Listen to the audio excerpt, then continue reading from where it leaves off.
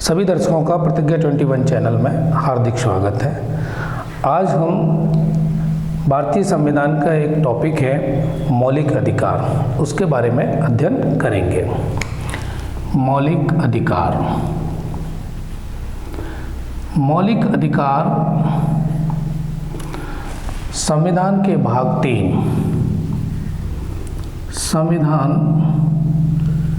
के भाग 3 में वर्णित है। इसमें नागरिकों को कुछ विशेष अधिकार दिए गए हैं जो भाग 3 में वर्णित है। मूल संविधान में 7 मौलिक अधिकार थे। मौलिक अधिकार का वर्णन है, लेकिन 44वें संविधान संशोधन 1978 के द्वारा संपत्ति के मौलिक अधिकार को समाप्त कर कानूनी अधिकार बना दिया गया। वर्तमान में 6 मूल अधिकार हैं। 6 मूल अधिकार हैं।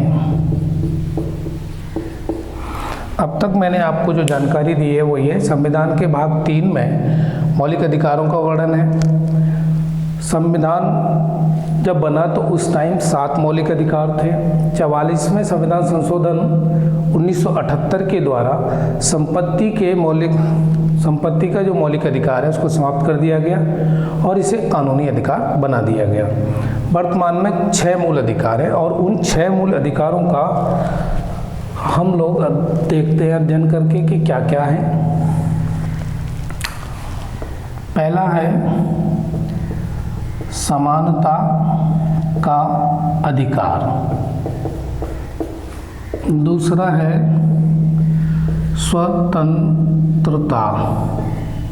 स्वतंत्रता का अधिकार।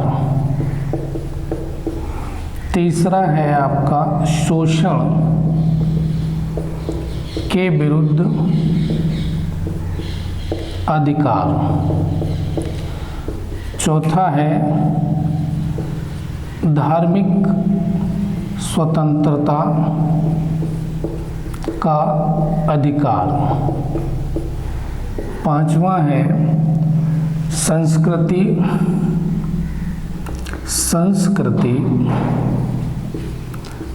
एवं शिक्षा संबंधी अधिकार। और छठवां है आपके सामने ये समानता का अधिकार, स्वतंत्रता का अधिकार, शोषण के विरुद्ध अधिकार, धार्मिक स्वतंत्रता का अधिकार, संस्कृति एवं शिक्षा का अधिकार और संवैधानिक उपचारों का अधिकार। तो ये आपको 6 मौलिक अधिकार हैं जो सिलेबस में है और इनसे संबंधित प्रश्न पूछे जाएंगे। उसको देखते हैं कि वो किस किस अनुच्छेद में क्या क्या वर्णन है, उसके बारे में देखते हैं। तो अनुच्छेद 14 परीक्षा की दृष्टि से जितने महत्वपूर्ण हैं, इम्पोर्टेंट हैं, वो मैं सारे बता रहा हूँ आपको। अनुच्छेद 14 के अनुसार क्या है? विधि के समक्ष समानता। कहने का मतलब अनुच्छेद 14 में जो वर्णन है वो विधि मतलब कानून के समक्ष सभी नागरिक समान। अनुच्छेद 15 के अनुसार धर्म, मूल वंश, जाति, लिंग या जन्म स्थान। अनुच्छेद 15 के अनुसार धर्म, मूलवंश, जाति, लिंग या जन्म स्थान के आधार पर कोई भेदभाव नहीं होगा, कोई भेदभाव नहीं होगा। ये हमारा अधिकार है। अनुच्छेद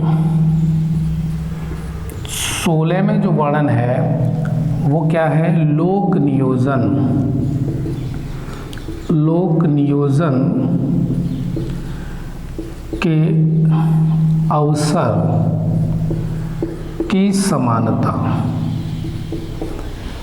लोक नियोजन में सभी नागरिकों को समान अवसर प्रदान किए जाएंगे, अनुच्छेद 16 में दिया हुआ है।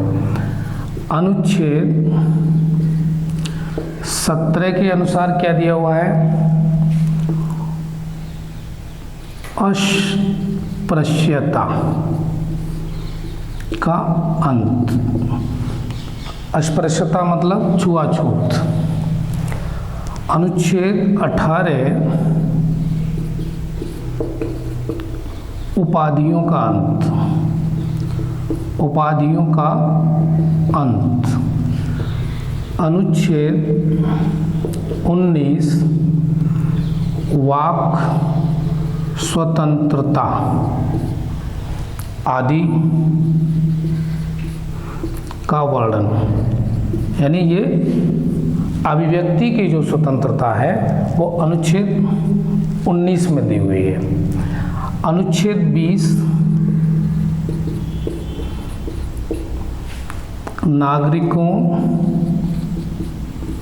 नागरिकों के दोष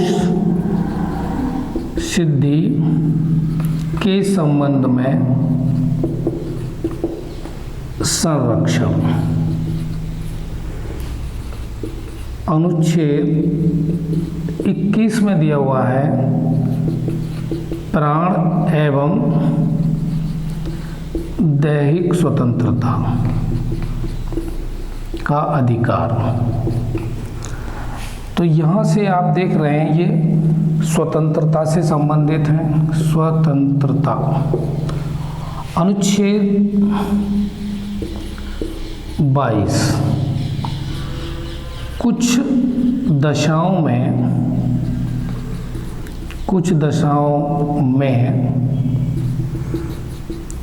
गिरफ्तारी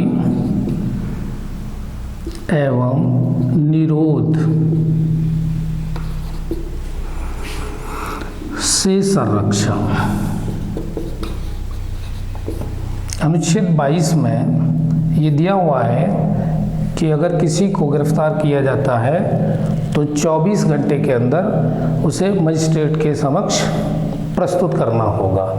तो मैंने आपको 14, 15, 16, 17, 18, 19, 20, 21, 22 ये अनुच्छेद 22 तक वर्णन किया कि इसमें क्या क्या दिया हुआ है। इसके आगे हम देखते हैं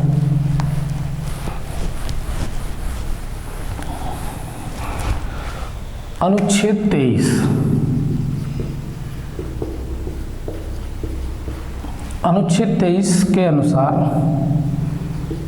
मानव व्यापार एवं बलात्श्रम, ये अनुच्छेद 23 रोकता है मनुष्य के व्यापार और बलात् यानी बेगारी को रोकता है अनुच्छेद 23। अनुच्छेद 24 क्या कहता है?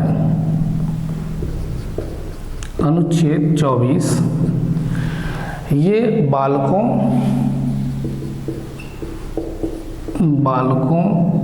के कारखाने में नियोजन को रोकता है। अनुच्छेद 24 बालकों के कारखाने में नियोजन को रोकता है, क्योंकि वो कारखाने में इनको नहीं लगा सकते बच्चों को। तो ये हमें अधिकार मिलता है अनुच्छेद 24 से। 23 से मिलता है मानव का व्यापार नहीं हो सकता और बेगार भी नहीं ली जा सकती। अनुच्छेद 25 अंतःकरण की स्वतंत्रता। अंतःकरण की स्वतंत्रता का मतलब है कि आप कोई भी धर्म अपना सकते हैं, धर्म को अपना सकते हैं और उसका प्रचार भी कर सकते हैं। तो ये हमें अधिकार मिलता है अनुच्छेद 25 से। अनुच्छेद 26 धार्मिक कार्यों के प्रबंध की स्वतंत्रता। धार्मिक कार्यों के प्रबंध की जो स्वतंत्रता है वो अनुच्छेद 26 में, अनुच्छेद 26 में।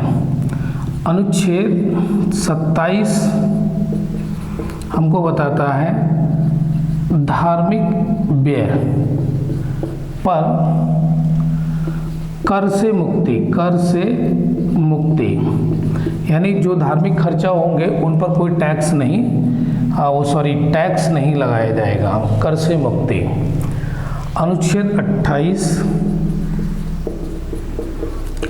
28 बताता है शिक्षण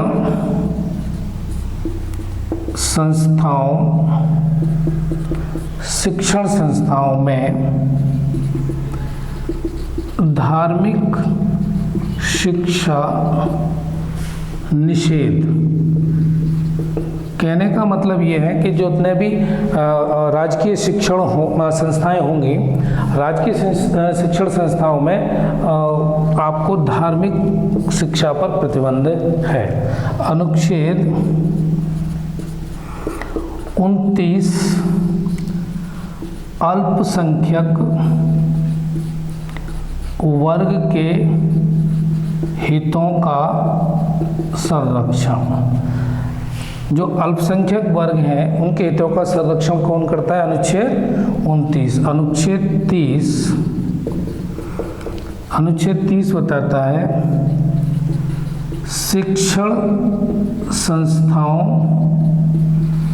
की स्थापना एवं प्रशासन